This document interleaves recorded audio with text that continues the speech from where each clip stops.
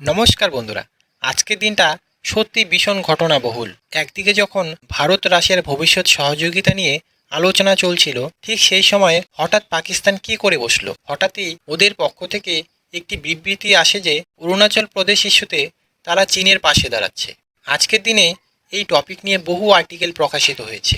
অর্থাৎ পাকিস্তান সরাসরি ভারতের সার্বভৌমত্বকে চ্যালেঞ্জ করছে। আমি মনে করতে পারছি জুন 2025-এ পাকিস্তান প্রথমবার বলেছিল যে তারা চীনের সার্বভৌমত্ব ও আঞ্চলিক অখণ্ডতাকে সমর্থন করে। তখন অরুণাচল প্রদেশের নাম আলাদা করে বলা হয়নি, কিন্তু এবার ওদের পররাষ্ট্র মন্ত্রণালয় সরাসরি এক অফিসিয়াল টেক্সটে জ্যাংনান এবং অরুণাচল প্রদেশ দুটো নামই উল্লেখ করেছে। এটা খুব বড় ঘটনা, কারণ পাকিস্তান এবার প্রথমবার ভারতের উত্তর পূর্ব অঞ্চলে সরাসরি দাবি নিয়ে এসেছে। তাদের বক্তব্য অরুণাচল প্রদেশ নাকি ভারতের অংশই নয়, বরং জ্যাংনান অর্থাৎ চীন যেভাবে দাবি করে চীনের অংশ।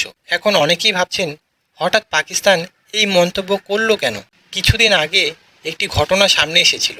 একজন ভারতীয় নাগরিক যিনি যুক্তরাজ্যে থাকেন, ইউকে থেকে জাপান যাওয়ার পথে তার ফ্লাইট চীনে ট্রানজিট নেয়।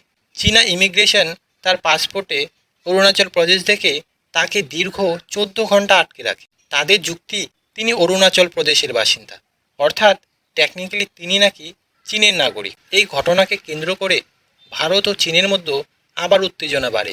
আর ঠিক সেই সুযোগে পাকিস্তানও লাফিয়ে পড়েছে এবং বলছে অরুণাচল প্রদেশ ওদের মতে ভারতের নয়, চীনের অঞ্চল। এখন টেকনিক্যালি দেখলে বিশ্বের 3টি দেশ আছে যারা অরুণাচল প্রদেশকে ভারতের অংশ হিসেবে মানতে নারাজ।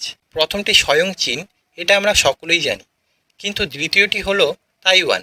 এখন অনেকেরই প্রশ্ন যে তাইওয়ান তো ভারতের বন্ধু, কিন্তু অনেকেরই জানা নেই তাইওয়ান তার পুরনো 1949 সালের গ্রেটার চায়না ম্যাপ অনুযায়ী পুরো তিব্বতকে নিজের অংশ মনে করে এবং তার ধারাবাহিকতায় অরুণাচল প্রদেশ, ভুটান, মায়ানমারের বড় অংশ, পাকিস্তানের কিছু অঞ্চল, এমনকি তাজিকিস্তান, আফগানিস্তানেরও কিছু অংশকে দাবি করে। যদিও আজকে তাইওয়ানের সাধারণ মানুষ এই দাবি নিয়ে আগ্রাসী নয়। এখন প্রশ্ন হচ্ছে, ভারত কি তার স্ট্র্যাটেজি বদলানো উচিত?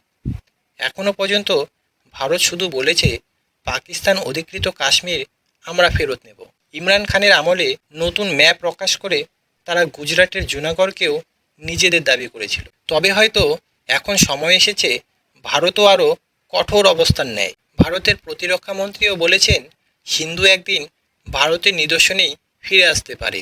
তবে ভারত ও পাকিস্তানের বক্তব্যে একটা বিশাল পার্থক্য আছে। ভারত বেশি দায়িত্বশীল, সভ্য এবং ঐতিহাসিক যুক্তি নিয়ে কথা বলে। পাকিস্তান শুধু সুযোগ খোঁজে কোথায় ভারতের বিরুদ্ধে দাঁড়াতে পারে। এখন প্রশ্ন আপনাদের কাছে, ভারত কি পাকিস্তানের বিরুদ্ধে তাদের আঞ্চলিক ইস্যুগুলিতে একইভাবে বিবৃতি দিবে, নাকি ভারত বড় জিওপলিটিক্যাল শক্তি হিসেবে আরও দায়িত্বশীল আচরণ করবে? আপনাদের কি মনে হয় কমেন্ট বক্সে অবশ্যই জানাবেন। ভিডিওটি ভালো লাগলে লাইক করতে ভুলবেন না। জিওপলিটিক্যাল ভিডিও ভালো লাগলে চ্যানেলটি সাবস্ক্রাইব করে রাখবেন। ধন্যবাদ, দেখা হচ্ছে আগামী ভিডিওতে।